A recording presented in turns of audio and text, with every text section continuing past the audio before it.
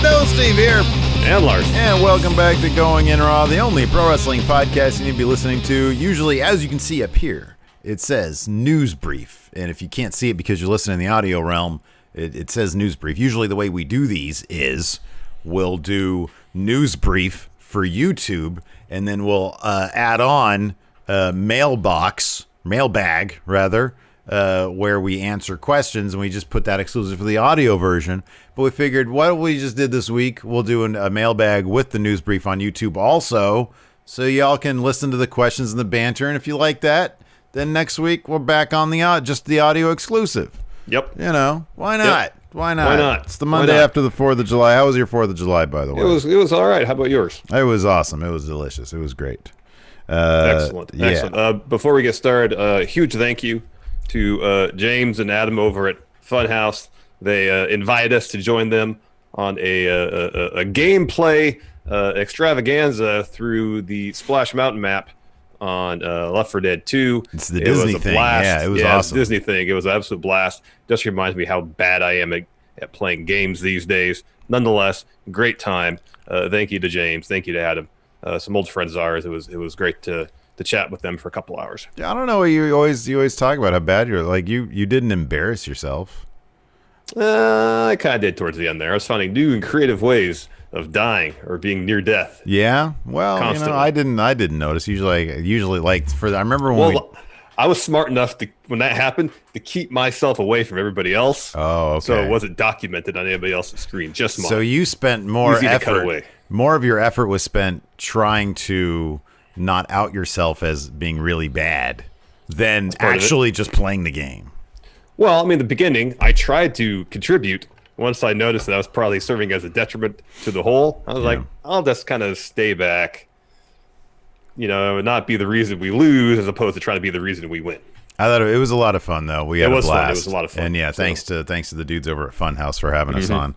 It's always a delight getting to. I mean, that was the best thing about the machinima stuff was back in the day was whenever we'd head down to L.A.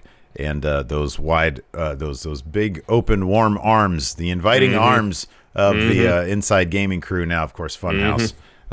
So yeah, that was a lot of fun. Thanks again. Check that out on the Funhouse channel. Yes. So let's get right into it, man. We've got a bunch of news to go over today.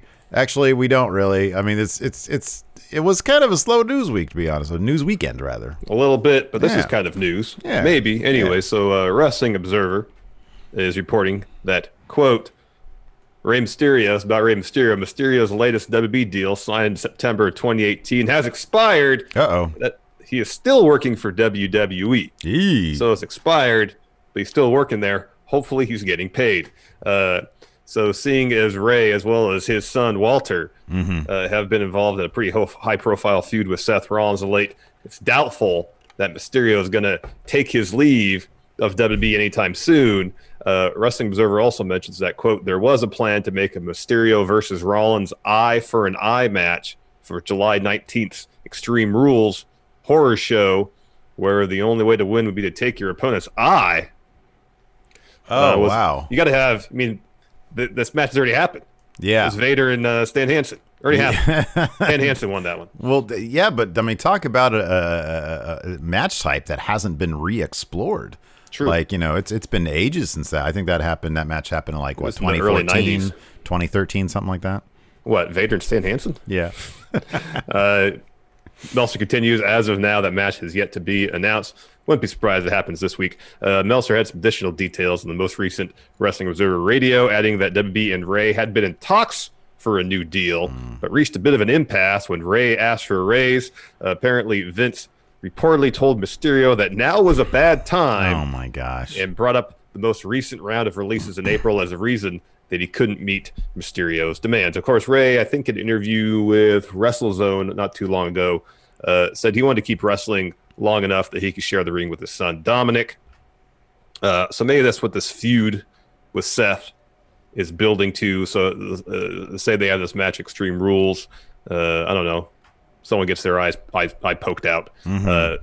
Leads the tag match at SummerSlam. You get Rey and Dominic against Seth and Buddy Murphy. That could be fun. Yeah, that'd be good. That'd be good stuff. Seems like it's heading towards SummerSlam for that one, and then I guess maybe they'll just figure things out from there. Yeah, I think so. Ironic, though, Vince saying, yeah, no, we can't give you a Rey Mysterio because, hold on a second. I got money falling out of my pockets left and right here. Oh, hold on. Let me check my phone. Oh, look at that. I made $50,000 more today because the stock went up. Just during this conversation, Vince McMahon has made about $100,000 more. Yeah. Exactly. But, whatever. He's got all sorts of lawsuits going on, too, so who knows how that factors in. But, yeah, that's kind of silly. He's a huge deal. Rey Mysterio is actually he's a needle mover, dude. He is. If he were to go to AEW, he'd move the needle. People would tune into AEW just to see Rey Mysterio. And here's the thing, too. You have all these men and women flying across the country, putting themselves in harm's way because pandemic, getting to work on a weekly basis. Yeah. Reward them. Yeah. Reward them. If they're willing to put their bodies on the line, their health on the line to show up to work, reward these people, give them a raise. Okay, but in the case of Rey Mysterio, he's been doing a lot of Zoom calls. I know, but he was on, last week or 2 weeks ago, whatever he was? He's been on the Titantron for a couple weeks in a row. But he showed up this last time. Both him and Dominic were there. Weren't they? No, man. No. Wait, hold on a second. Were they? Yeah, he was there recently. Yeah, within the last 2 weeks, he was on Raw. I feel like it was like a Zoom call. He was there, and then a Zoom call last week. Was that what it was? Or was he actually there last week? I don't know. I don't think it was last week. I think it's the week before last week he was actually there. This past week was... I don't know, man. It's just one giant pandemic era mess. 2 weeks ago. 2 weeks ago he was there? So, yeah, it was Zoom call. He was there, Zoom call. Okay. And then before that, was that when Walter showed up just by himself? I think so. That sounds right. Okay. Anyways. He was there. Rey was there at least once. Speaking of SummerSlam, you mentioned that a little bit ago. Yeah. Heck of a segue. Sounds like SummerSlam's not happening. Canceled, right? Yeah. Well, no. I mean, yeah, in Boston, it's canceled. PW Insiders reporting. Well, for the longest time, man, they were still advertising in Boston. Like they still had the signs up and stuff for SummerSlam. But apparently it's actually been canceled. PW Insiders reporting that, quote, while an official announcement has not yet been made, World Wrestling Entertainment, that's the WWE, will hold the 2020 SummerSlam pay-per-view from the Performance Center on Sunday, August 23rd. Hardly surprising, Larson, given that Boston has effectively banned large public gatherings, at least till Labor Day. But rumors have been going around that Vince is going to try to find a way to have the show in front of fans. Again, Larson, this is the kind of thing where instead of putting so much effort into trying to get fans, maybe put more effort into the creative of your show or protecting your superstars from getting this horrible thing. Hey, did you see any footage from the GCW show that went down this past weekend? It was outdoors. Yeah. Boy, they were doing some crazy stuff. And they They were social distancing. There was masks, I believe. That was mandatory. There's people going around. This is what I read. I didn't see the footage. Going around with hand sanitizer and stuff. There was a picture that John Alba, the journalist, showed, and he was like, man, this doesn't look like social distancing. Game Changer, GCW, then responded to that. And I saw that, and said, actually, John, they had, like you said, they were social distancing. People were required to have masks. Plus, they had free masks available. People were going through the crowd with hand sanitizer. They were scrubbing down the ring, I believe, in between matches. That's what I thought. They were doing everything possible. I don't know why WWE wouldn't want to do dude, it's SummerSlam. Go to a beach, somewhere, social distance, put some masks on. That'd be a lot of fun.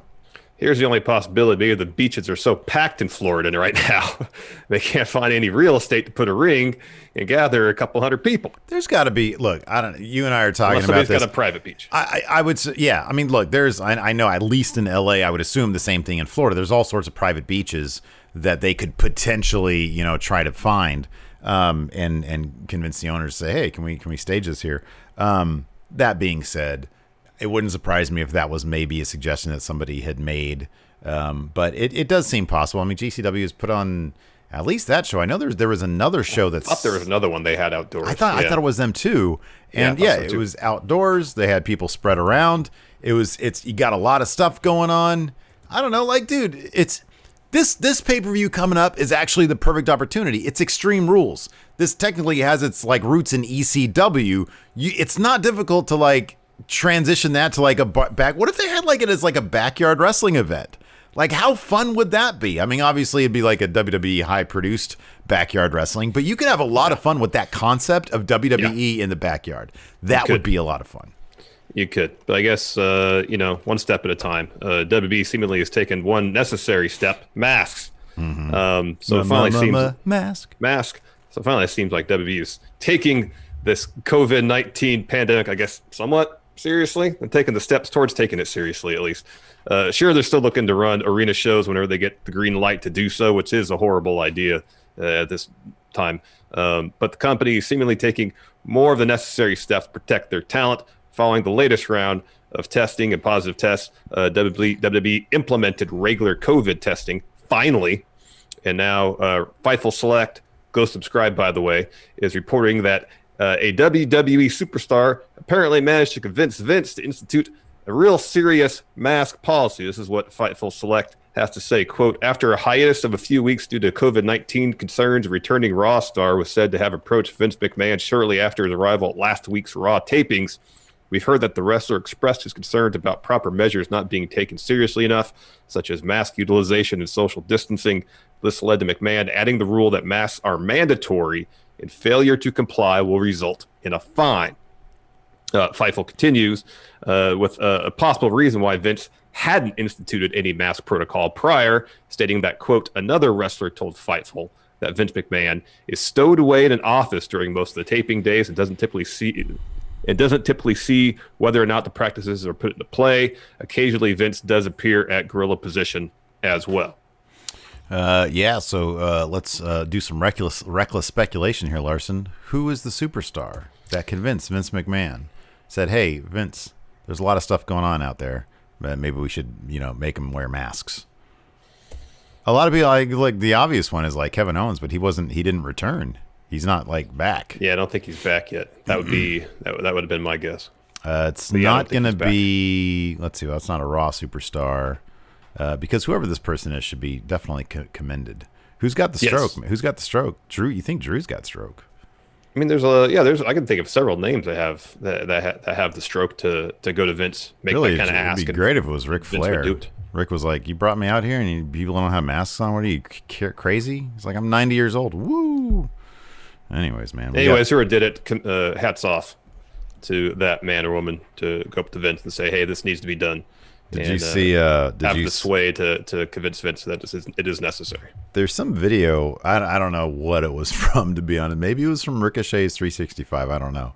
Mm-hmm. But there's a video of I just saw it on like a random clip on Twitter of Viking Raiders talking about when they got their name, Viking Raiders, and how originally it was Viking Experience. Mm-hmm. And apparently, according to what I read, I didn't see them say this, but I read somebody else that said this, that they never liked the name War Machine in the first place. Really? Which was kind of interesting. But they said that they found out because they were running a Tron prior to their debut, before like people came into the crowd, and it said Viking Experience, and they're like, we thought it was a joke. So we went to Triple H and we're like, what's the deal with this? And he said, and can you guess what he said? Did he bring up losing the Tracy Smothers? No. That's actually a good one. That's a tease that people aren't aware of yet. It's oh yeah, that's right.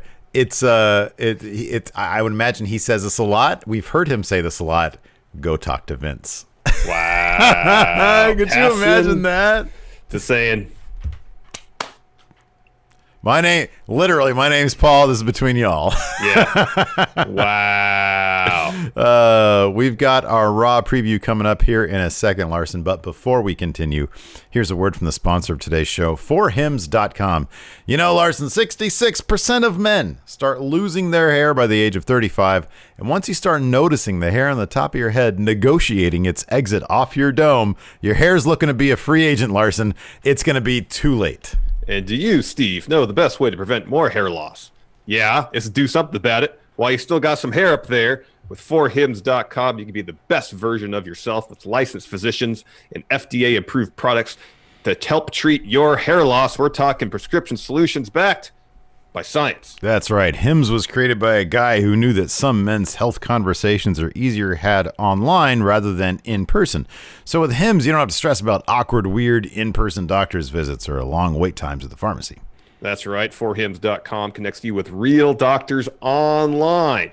All you got to do is answer a few questions. A doctor will review your responses, and if they determine it's right for you, can prescribe you medication to treat your hair loss is sent directly right to your door. Is completely confidential and totally discreet. Right now, Going In Raw listeners can get started with their first month free. Go to 4hims.com/GIR. That's FORHIMS.com/GIR.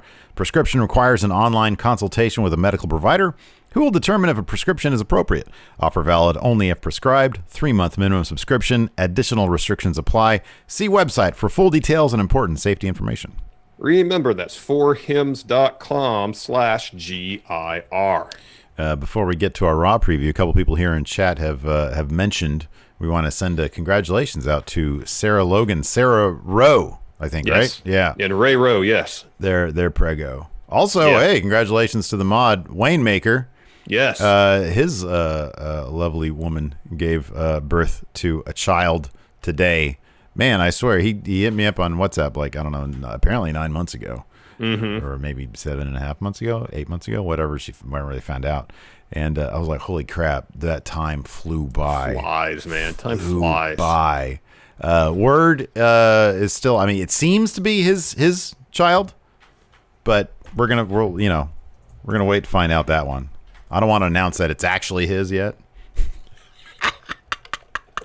I'm sure it is. Anyway, so yeah, something else I'm sure there's a Raw happening tonight. As far as what's happening, that's more up in the air. The only thing announced so far is Bayley versus Asuka in a champion versus champion bout. Wonk finish should be a good, like the meat of the match should be pretty good. But yeah, it'll be pretty great. A wonky finish. And while not confirmed by WWE via WrestleVotes, the long rumored redesign of the U.S. title might be happening very soon. Spoiler alert, however. So if you don't want any more further information about this, like skip ahead a couple minutes. You're watching this on VOD. If you're watching it live with us, mute. I'll like wave my hands in front of my face when we're done with spoiler territory. And then we have to. How big? Hold on a second. Stop right there. What? So this isn't that. So this is not regarding like a title change or anything. No. It's just the redesign of the belt. Okay. Oh, so you're gonna so the spoiler is you're gonna describe the redesign of the belt. Well, as I mean, it's not my redesign. This is as WrestleVotes describes it. I know you're gonna describe. I'm just saying, like there are spoilers. I haven't seen the new U.S. title, Steve. Look, dude, there are spoilers, and then there are spoilers. I mean, yeah, I know. Just, to be fair, just throwing it out there. It sounds cool. If people want to be shocked by the new belt, then they still will be. It doesn't matter what you say. Okay, sorry. I'm just giving you crap, dude. So anyways, yeah, this is from WrestleVotes. I'll just be quiet now. I'll read it. The long-awaited debut of the new United States Championship title will take place tonight on Raw. This is my WrestleVotes voice. Sources say the belt has a clean yet prestigious look to it. The title has a bigger plate style, similar to the World/Universal black strap. Eagle featured prominently. Whoa! I don't know. Yeah, this would be great. This sounds cool. Awesome. Let me ask you something. What? If you saw before it debuted the newer Intercontinental Championship, how would you have described that one? Clean. Like it's got very clean lines on it. It's a very modern looking belt. I'm not saying this to put you on the spot. I don't know how I would describe that title. I would be like, I don't know, it looks cool. Well, I mean, you want me to describe it in flattering terms, or like it looks kind of generic? It looks nice. If somebody said, if you said, man, I saw a picture of the new IC title, and they're like, really, what does it look like? I don't even know how to describe that thing. It just looks like well-made, reasonably well-designed, generic wrestling title. You know what I would say? Because it actually kind of looks like, because it does. Here's the thing, it doesn't really look. Oh, you know what I would say? It falls You in know what line it kind for of the looks most like? part, except for the North American title in line with the NXT design kind of aesthetic. It falls in line with that. It doesn't though. You know what this? You know what it actually looks like? Kind of does. What? It looks like, well, no, because the NXT titles, the NXT titles are kind of easy to describe. They look like, don't they have some like sort of, it's got like gold. I don't know. That looks like a mechanical based title. Yeah, it's got like a ones do. corrugated metal type look at stuff. This looks more like a cross between the I'm talking about the Intercontinental. It looks more like a cross between the Cruiserweight Championship and like a Progress title. Because the lettering on it kind of looks like something you'd see in a Progress title. The font they use looks similar to the font in the 24/7 title. That's true too. Yeah. So take the NXT belts, Cruiserweight title, 24/7 title, throw them all in a food processor. Out comes the Intercontinental title. So that's okay. So no, but what we've achieved is a good description of the Intercontinental Championship. Like all that WrestleVotes has given us, this is why I'm sort of joking about the idea that it's a spoiler, is that there's a big eagle. It's a bigger title with a black strap. Yeah. I mean, I think that. So imagine an Intercontinental title with a bird prominently featured on it, and you get the idea. Yeah. Seems fair to say. I think that's good. That's good. Oh man. Anyways, as we mentioned at the head of the show, we're going to go ahead and answer some questions now. Larson, do you agree with that sentiment? Is that good? Okay. Yeah, that sounds good. All right. Sounds good to me. Let's do questions. Yeah. Let's see here. Patrick Sparks asked, top 5 podcast you always listen to. Okay, so for me, the 538 Politics podcast. I listen to that. I always listen to. Lately, I've gotten back onto listening to the DC Sniper podcast on Monster. Oh, Monster DC Sniper. That's a really good one. Let's see here. I mean, I try to listen. If I like the episodes of Something to Wrestle, where they or Something to Wrestle with, whatever it's called, where they talk about like the early to mid 90s. I really like that stuff. I kind of care less about like the aughts, but like all their stories about like, you know, from like 91 to like, I mean, just basically the 90s.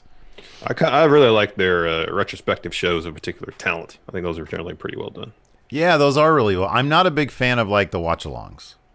No, I don't like those. I don't care about because I'm not. I tried watching Shivandi's show, and once I found out they were predominantly watch-alongs, I was like, mm-mm. Oh, really? That's a bummer. I haven't listened to any of the Arn podcasts. They're probably good though. Yeah, I haven't either. Since I stopped going to the gym, I kind of don't listen to podcasts as much as I used to. Yeah. I really like the New Days show. That one's really good. Right Time with Bomani Jones is really good. That's kind of like probably my top sports podcast. Why Is This Happening? I've listened to a lot of the podcasts that I listen to are sort of like limited runs. So like, you know, they just tell a story and then they're out. Yeah. To Live like and Die in LA. Slow Burn was really good. Slow Burn is so good. Yeah. That's a really good one. What else? Something to Wrestle. Stone Cold show's good. That's probably, and I'll listen to 538 from time to time. There's a what is this? This is the New York Times. Oops, don't play it. What, the Daily? No, 1619. It's all about the slavery in America, and like, you know, it tackles it from like a ton of different angles. One of them I listened to like literally 3 times. All had to do with the economy of slavery, like back in the day. And it's just absolutely insane just how much America was actually built on. Like the economy of America depended on it's horrifying. And like for them to describe like just how corporate, like so many of like corporate ideologies come from like the economy and the business of slavery. It's like, man, It's shocking. It's so shocking to hear some of this stuff. It really is. But it's very fascinating, and it's you know, especially given what's going on today, it's really interesting to hear that stuff. Next, Mr. Triple Mania. In a triple threat match between Everett, Pete, and Delmar from Oh Brother Where Art Thou, who would win the Bonafide Championship Dapper Dan Cup? This match, of course, taking place at the Papio Daniel Invitational. That is such an underrated Coen Brothers movie. Oh, it really is. It's so good. It is so flippin' good. Man. Wow. Well, I mean, obviously, okay, Everett was George Clooney? Mm-hmm. Okay, and Delmar was Tim Blake Nelson. And then And Pete. then John Turturro was Pete. Do not. We thought you were a horny toad. I mean, I'd probably give it to Pete. Probably give it to John. What's his name? Turturro. Yeah. Yeah. He's so good. Also. Oh, he's fantastic. That movie has so many actors that make everything they're in better. Like John Goodman's one of those actors who literally just makes everything he's in better. He's in it for such a brief little time, though. I know, but he's so good in it. He is. He's so good. I don't know. Who do you have winning that match? I'll go with Delmar. Really? Interesting. Sure. Wow. No reason. The smallest and maybe dumbest of them all. It's interesting. Neither of us go with Everett. Well, he's definitely the smartest one, but Pete is totally like the loose cannon of the bunch. Totally agreed. Yeah. Anyways, let's see here. Benjamin Emerson, do you guys feel people get too over the top and outrage over Meltzer's star ratings in light of the 4 stars given to Cody versus Hager? He gave that shit 4 stars, man. Oh, I was dying. That match got a higher rating than anything on NXT, I know. Right? Yeah, it did. And it's hilarious. Yeah, I think a certain set of wrestling fans sort of, they might go overboard with that stuff. I mean, you see how Meltzer responds on Twitter. He calls a lot of those people out. When people call him out, he'll talk shit if people cross a certain line. But yeah, I don't know. This is something that like you and I sort of noticed really early on when we were doing 10 for the win. Is that people in the comments especially be like, I can't believe you didn't put this in there, you idiot. Like, you get, I'm not going to say death threats, but you get some really crazy people.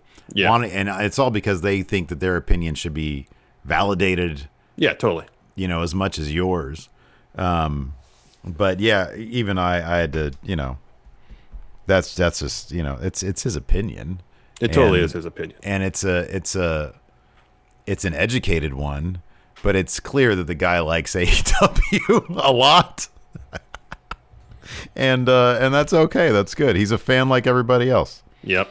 He just has a big platform that he's built through a lot of hard work over 30 years. Yeah. So and with that, I guess, comes a sense of authority about the topic he's covering, whether that's from himself or from people that read or appreciate, or in some cases not appreciate his work, because he has such a large platform through which he delivers these ratings. I guess there's a measure of authority granted to him, or bestowed upon him, because of that large platform. Yeah. But if you think his ratings are doggy doo doo, just don't pay attention to it. Yeah, it's all good. It's strictly, okay. It just comes down to his opinion. Doesn't affect how anybody can view wrestling at all.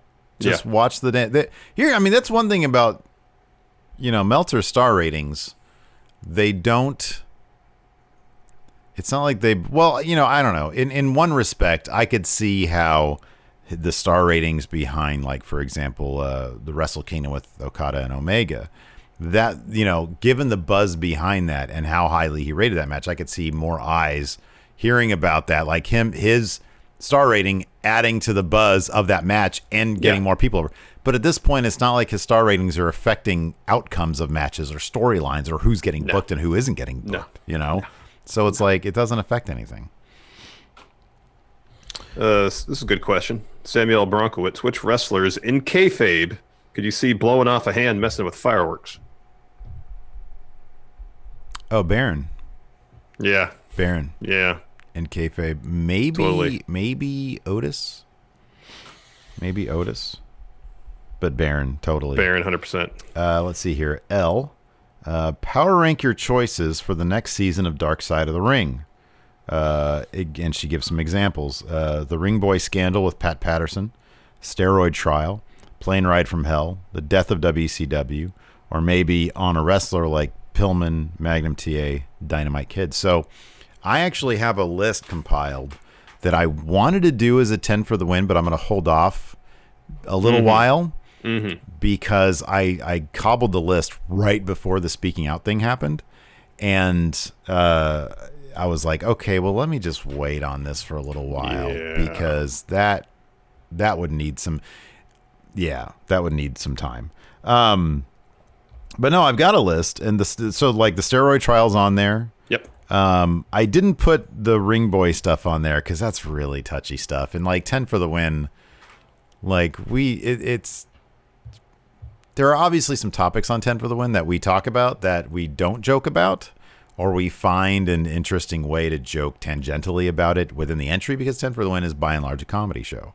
But yeah, like the plane ride from hell, that'd be a blast to talk about. Yeah, that'd be a lot of fun. Death of WCW is on there. What else is on there?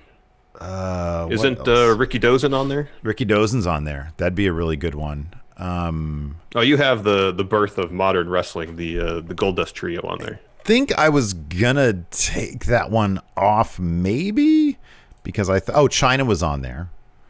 In terms of like actual wrestlers, like China was on there. The Pillman one's interesting because like how he ended up dying from, like, was it a drug overdose?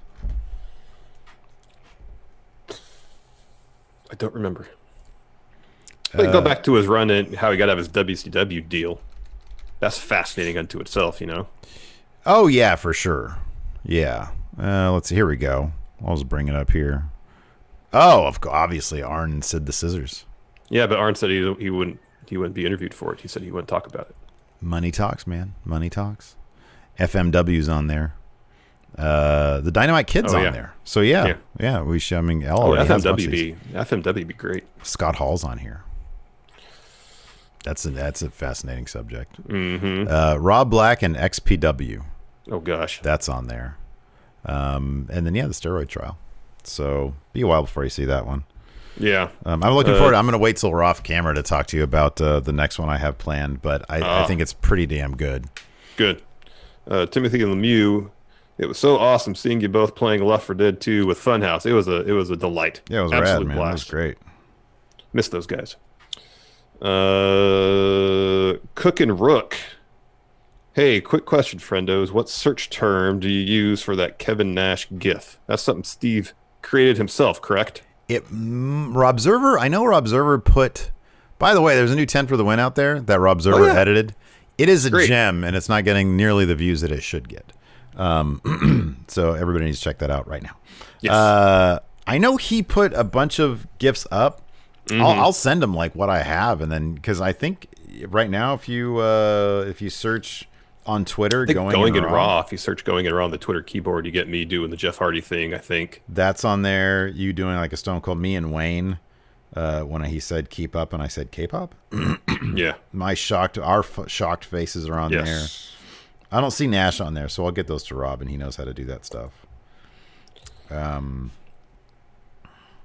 that. Cancel that. Question from Sean Barlow. Steve versus Larson at Survivor Series. Book both your Survivor Series teams. You can choose current superstars. Choose superstars from the Attitude and Current era. Who goes over? Okay, you pick first. We'll do a draft. Oh, I go first? Yeah. Oh, Stone Cold then. Stone Cold? Okay. This is from Attitude and Current, I guess. Nothing in between. Okay. John Cena. Take The Rock then. Wow. That was huge. You might have won already. I think I have. Oh, man. Oh, okay. I'll go Brock Lesnar. Roman Reigns. Triple H.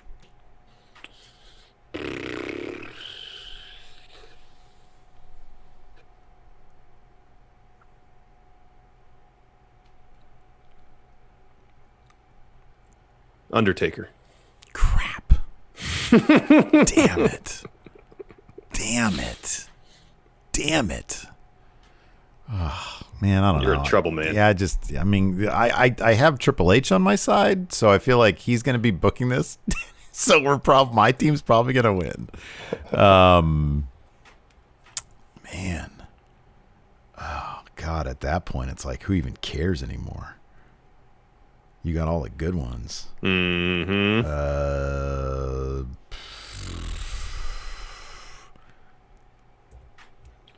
I mean, these are all just, it's all just like WWE guys. So it's not like, I mean, I could get Goldberg, but come on now. Like, who cares? I guess I'll just, for the sake of, like, I got DX, I'll take Shawn Michaels. Okay. I suppose I should get someone from today. Well, I guess I have Roman, but I'll go with...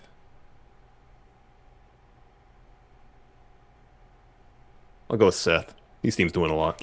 I'll take Randy Orton in the end. So very well. I've got a good team, but man, you've got Stone Cold and The Rock and Undertaker. Mm-hmm. I feel like those three could be my team. Mm-hmm. Got some bad news. Got an update here from Weathered Souls. The alleged friendo stood her up. Yeah, not very cool. Not cool at all. I honestly don't think that's a real friendo, to be honest with you. Weathered Souls asks, oh, by the way, she just dropped us a bunch of gifting the subs. Oh, thank you so much. Talk about the perfect friendo, that Weathered Souls. Mm-hmm. She says, should I just resort to being a cat lady at this point? Never give up on love, man. Never give up on love. Yep. So, I don't know. I'll be honest with you. Like, if the dog equivalent is like dog guy, I would actually be okay being a dog guy. Like, if something happened to Lacey, if I put her in the Instant Pot, and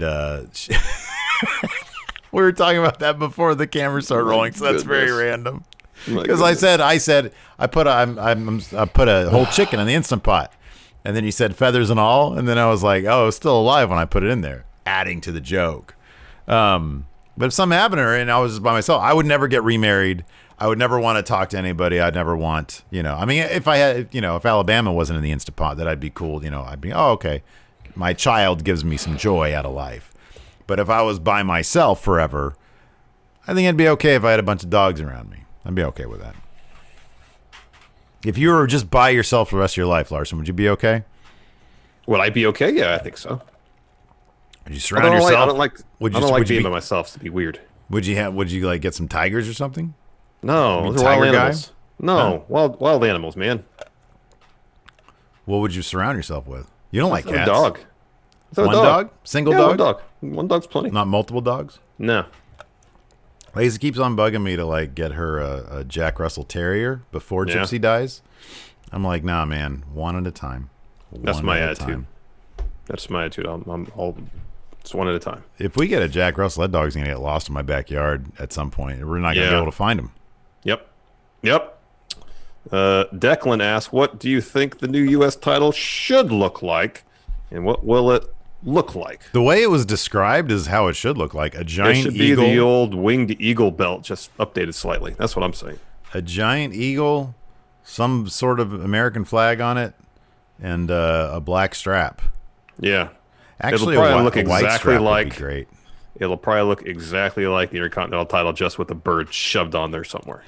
Shoved on there. An Instant Pot chicken shoved on there.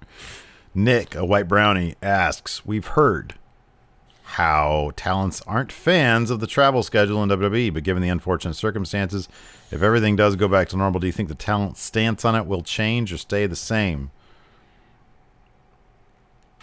I think they were already considering like easing up the travel schedule anyways by getting rid of house shows. Back house shows, Yeah. So I think that it'll probably get better for talent. I think as the competition between AEW and WWE heats up in terms of like being what was it? One of the FTR guys was talking up how great AEW treats their talent. And I think that, they're going to play a major role in making WWE make where they are, like their talent, feel better about being there. Totally. I mean, it was also a situation where house shows were a money loser for the company. Yeah. And if it's a situation where business wise, granted, wrestlers, at least the philosophy as expressed by JR and I'm sure by many with the WWE is that wrestlers need to wrestle to get better. Hence one reason to have house shows. But at the end of the day, if it's losing money for the company, they're not going to keep doing stuff that's losing money. Yep. Yeah, I agree. Let's see here. Blake Elizondo. You guys foolishly attend WrestleMania 37 amid a zombie outbreak. I'm sorry. You guys foolishly attend WrestleMania 37 and a zombie outbreak happens. Pick 2 wrestlers to help you escape, and what is your zombie killing weapon of choice?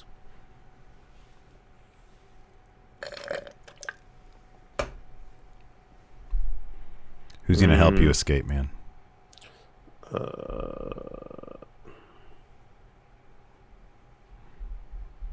It's like based on pure physical tools, I go with Brock, but I kind of feel like he'd just look out for himself. I don't know. Brock might be a cool guy. All right. Super famous pro in here says Drew. That's one of them, because Drew seems like a cool dude. Here's the thing, though. Those over-muscled guys, they're not like... I don't know. You know what? You know who I'd go for? Well, no, Brock would definitely would fit the criteria here. I'd go for like the same guys. If you ask me, hey, who do you want to be in a real fight with? Who would you pick in a shoot tournament? I'd choose those guys. Yeah, because they can actually handle themselves. The other ones are actors. Yeah. So yeah, Brock is a good answer, but I might want to go smaller because he's not the most mobile guy. No, although he moves pretty well for a dude his size. I'm definitely not the most mobile guy. And so does Drew. Drew moves really well for a dude his size. I would go with, Brock is a good answer. Who else is good in shoots? Who are the good shoot wrestlers? Nakamura, he's got MMA experience. Sure. Bob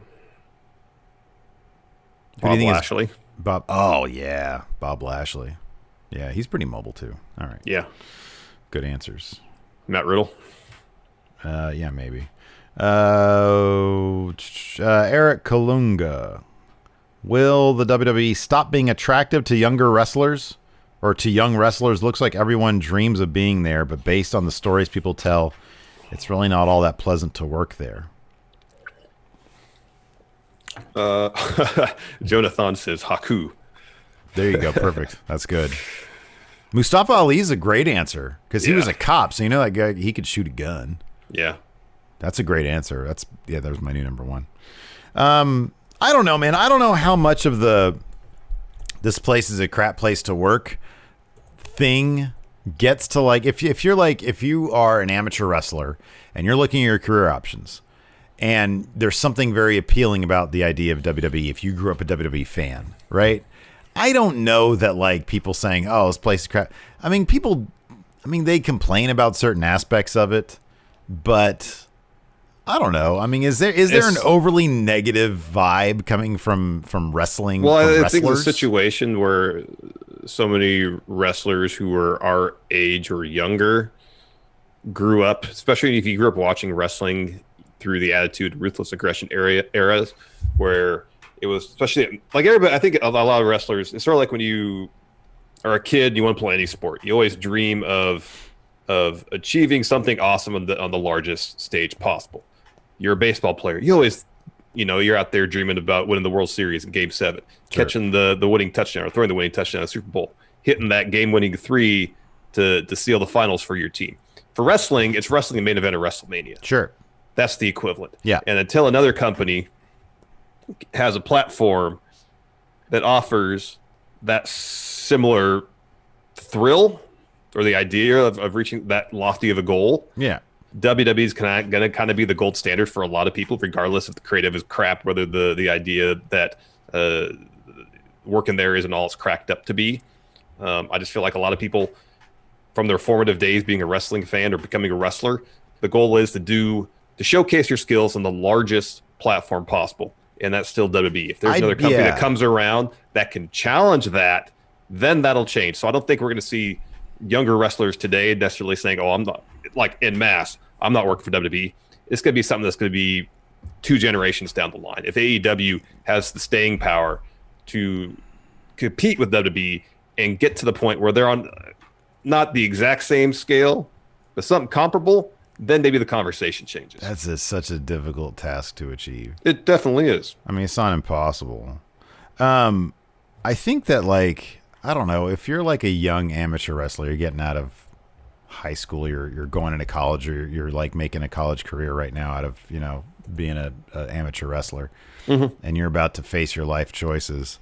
I think that everybody that goes in the WWE for one, yeah, I don't know. I just don't think that, like, I don't think anybody's thinking, I'm not going to go to I'm an amateur wrestler. I'm not going to try out at the Performance Center because I don't think they're going to use me creatively properly. You know what I mean? I mean, it's different. Like if you're someone who's been working on the indies for 3, 5, 8 years, and you're thinking, oh, I'm ready to make the jump.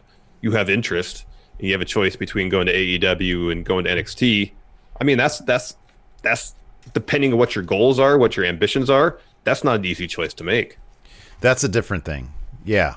I think, yeah. And so if the question is, so yeah, young wrestlers, let's say you've been on the indie circuit for, okay, so I'll give you an example. A guy like Danhausen, for example, right? Mm-hmm. Probably one of the most popular indie wrestlers. I don't know if he's actually signed by Ring of Honor, but he was doing some stuff with Ring of Honor. Yeah. Right? So that's a guy that could easily say, there is no way I'd go to WWE unless I was assured, like contractually, that they were going to let me keep my gimmick and do my thing, because they might scrub him clean and then he's just at the same point everybody else is at in developmental, you know? Mm-hmm. So that's definitely a thing where it's like, okay, well, I worked so hard and so long developing this thing that got over.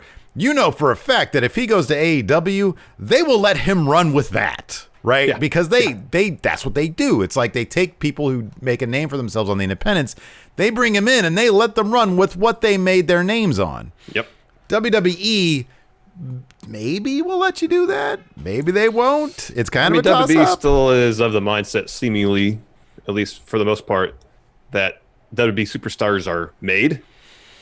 That, like, it depends. It depends. If you're a name like Matt Riddle, they didn't rebrand Matt Riddle. No, I mean, maybe they might be trying to start with his feet now, but I think Keith Lee, I still feel like to a degree that's still kind of their philosophy. I mean, they may not necessarily be the case, but I think they want that to be the case. Like, I think in certain circles, WWE, maybe not Triple H, but probably up higher in the corporate offices, it was like, well, who was Kevin Owens before he signed with? Who was Kevin Steen before he signed with WWE? You know, it's like he came here and he became a star. Well, yeah, I don't know. I do think that, like, for people who invest in themselves in a certain way, WWE will be a less attractive place to go. Definitely. Sure. Yeah, definitely. I agree with that. Definitely.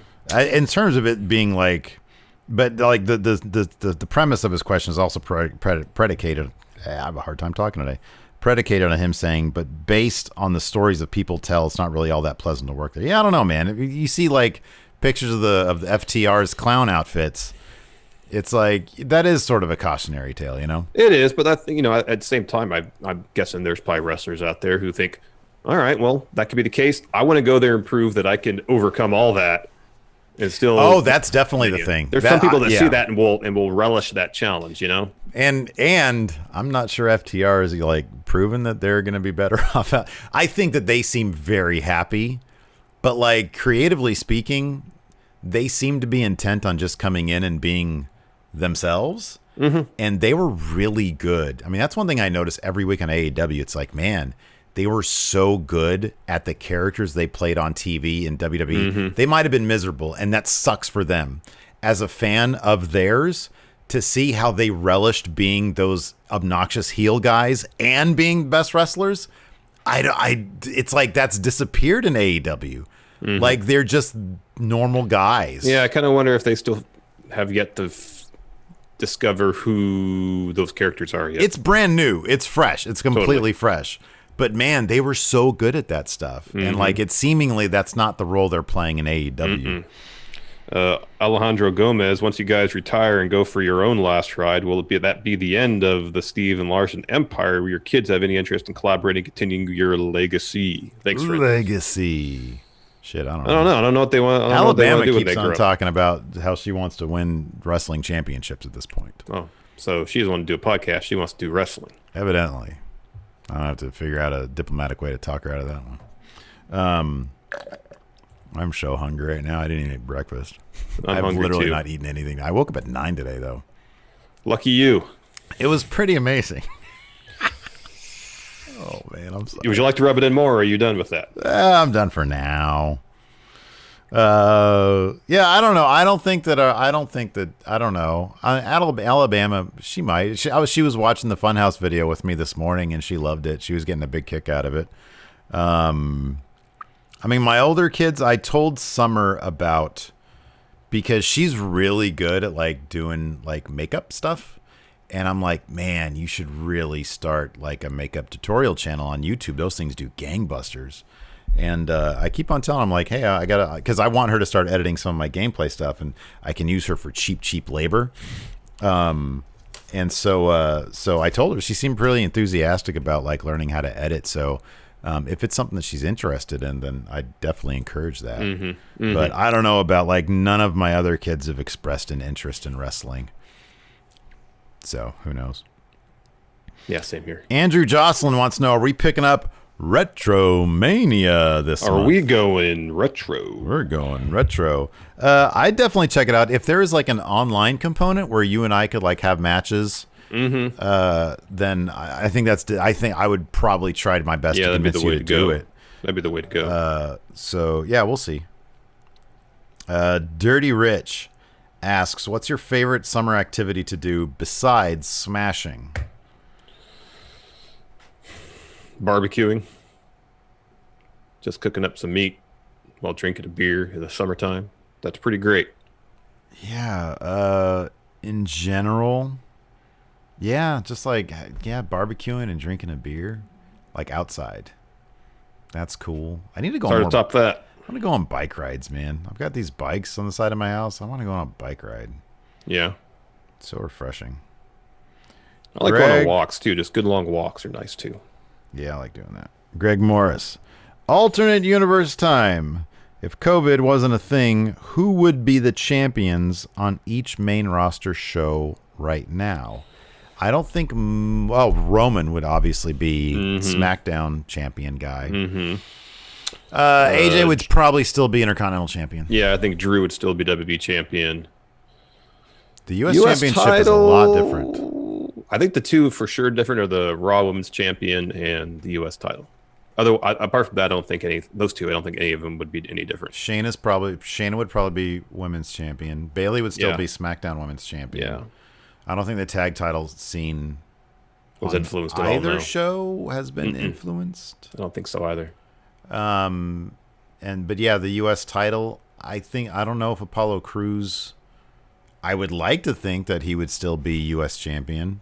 Yeah. And something tells me Bob Lashley's about to be U.S. champion. Yeah. Although I really hope they turn that into a big deal with Apollo and Bob Lashley. I hope so too. I hope they don't just put the title on Lashley and then that's I hope that's a protracted thing that they hot potato that title a couple times. This is interesting. Sinister Seal says Otis would not be Mr. Money in the Bank. I might disagree with that. Yeah, I don't know if that's necessarily the case. I think they seem to like him, so I don't know if anything about that story pandemic influenced that.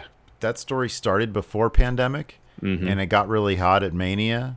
And then that carried through to Money in the Bank. I think that Otis would probably still be Mr. Money in the Bank. Yeah, I think so too. Unless who is this? Sinister Seal could provide us with some sort of alternate fantasy booking that makes sense. Fear and Loathing. If the UFC acquired their own island, what the heck are the WWE still doing a milling about in Florida? Well, because they had to lay off a bunch of people to maintain a certain level of profitability. They're not going to go and spend all that money on an island now. Also, the UFC pays their talent in handshakes and hot dogs. WWE does not. They actually pay their money. They pay their talent. Contractually, they pay their talent a lot of money. Yeah. Yeah. Oh, wow. This is interesting. Fear and Loathing also says, you guys have become too big to podcast. I don't think he means physically. I think he means metaphorically. Pick WWE wrestlers now to host Matt Chat, News Brief, Reviews, and Pay-Per-View Watch. Well, Pay-Per-View Watch Along is going to be the New Day. They're going to host our Pay-Per-View Watch Along. Yeah. No, Undisputed Era host Pay-Per-View Watch Alongs. Wow. New Day would do Matt Chat. If you'd listen to them debate their bracket, the best TV shows ever, that's great stuff. So I could see them doing Matt Chat. Who does our regular reviews? I think Baron does SmackDown reviews. Sami Zayn, so we can use a telestrator. Oh, that's good. Oh yeah, Sami Zayn and Kevin Owens. They would do our review shows. That's good. That's good. Who does? Orby says Baron Corbin can do news brief because about 12 minutes of Baron Corbin is more than enough. That's good. That's good. Let's see here. Okay, I think that's it. I think we're good. Oh, the one last one from favorite customer. If Roman won't be back anytime soon, who should take the title off The Fiend? Just wait till Roman comes back. Let The Fiend have a good long run with it. Build him up. Yeah. Erase that awful loss to Goldberg out of our memories. Yeah. With a good long reign. Absolutely. Oh, this is another one. Dark Dank Lucha. But what wrestlers will be used for the game streams? We would get the guys that... So Adam Cole, Xavier Woods, Tyler Breeze, and Cesaro. Mm-hmm. They're great. Mm-hmm. All right. Anyways, thanks, everybody. We appreciate you tuning in for news not so brief today. Thanks for watching. Until next time. Oh, tonight, live at the twitch.tv/Steve and Larson. Our Raw review. You going to be back at home for that one? Yeah. As soon as we're done with Friendo Club TV, I'm hitting the road. I'm going to have everything packed up, ready to go. Okay, cool. Right on. Anyways, I'm going to go eat lunch right now first. That sounds good. I need to eat something. I am starving. Same.